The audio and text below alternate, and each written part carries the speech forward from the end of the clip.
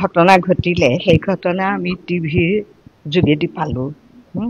তাতো সেই মানে তাৰ নামটো ওলালত তেতিয়া চালোঁ কি হৈছে কি নাই। তাৰপিছতে সেইদিনাখনে ছেম ডে ঘটনাটো হৈছে তোমাৰ। তেতিয়া মই এনেই ফোন কৰিলোঁ যে কি হৈছে কি ঘটনা। তেতিয়া সিহঁতি যি পুলিচ চুলিচবিলাক গৈছে হেৰি কৰিছে হস্পিটেল হেৰি কৰি নিবলগীয়া হৈছে। সেইকাৰণে সিহঁতি সেইবোৰত বিজি আছে, কথা পাতিব নোৱাৰিলোঁ ভালকৈ। তাৰপিছত কেইদিনমানৰ পিছত ধৰি লোৱা তাতো এনকুৱাৰী চলিছে কেলে হ'ল কি হ'ল ঘটনা। তাৰপিছত ইহঁতৰ মানে তাহাঁতৰ গভৰ্ণমেণ্টৰ ৰুলছ মতে ইহঁতৰ ফোনবোৰ তেতিয়াই জব্দ কৰি দিলে। তাৰপিছত ক'তো মানে তাত একো ক'ব নোৱাৰে সিহঁতি।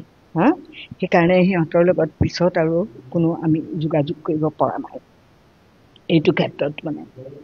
তাৰপিছত আৰু ধৰি লোৱা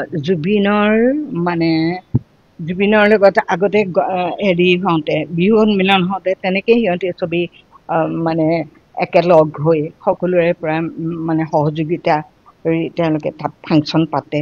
সেইমতে জুবিনো যায়, তেনেকৈ একো হেৰি নহয়, ধুনীয়াকৈ হৈ যায়। তাৰপিছত এইবাৰো বহুত দিনৰ মূৰত ধৰি লোৱা তেহেঁতি তাৰ আগত আকৌ লগ পাইছোঁ ছাৰৰ যেতিয়া বেমাৰ হৈ আছিল যে, সেই বেমাৰ হৈ থাকোঁতে পিতৃ তেতিয়া মানে সি নেম কেয়াৰত লগ কৰিছেগৈ, কি হৈছে কি নাই হোৱা সুধিছে। তেতিয়া ময়ো আছিলোঁ। তাৰপিছতে সেয়া গ'ল। তাৰপিছতে আকৌ তোমাৰ এইবাৰ লগ পাইছে তেনেকৈ। তাৰপিছতে সিহঁতি গোটেইখন গোট খালে, সিহঁতৰ এছ'চিয়েশ্যনৰ গোটেইবোৰ গোট নেখালেও কেইজনমান মেম্বাৰ গোট খাইছে, গোট খাই গৈছে ইয়তখনত।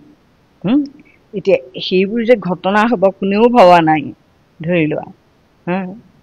গতিকে আৰু সিটো যিমান পাৰে ফটোৰ মতে দেই, এইটো মইতো দেখাগে নাই, সি জেকেটটো হেৰি ৱাটাৰ প্ৰুফ হেৰিটো যিটো সি ওচৰতে লাইফ জেকেটটো সি পিন্ধাই আছে বাৰে বাৰে। প্ৰথমবাৰ পিন্ধালে গ'ল, আনকি সি হাতৰ পৰা এৰিও দিয়া নাই তাক, মানে ইমান ধুনীয়াকৈ হেৰি কৰি লৈ আছে।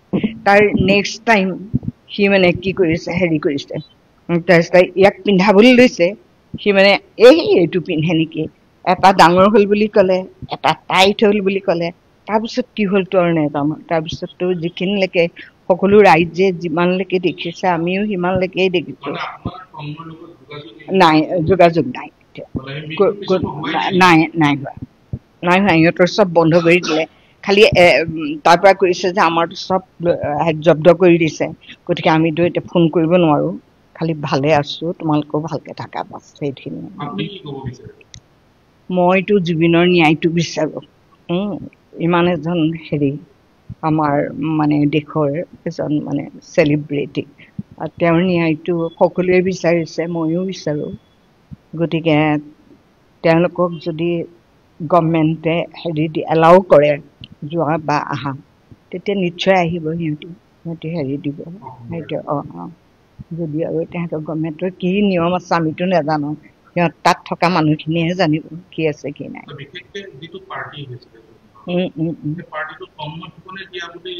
আৰু সেইটো ওলাই আছে, সেইখিনিওতো মই নাজানো।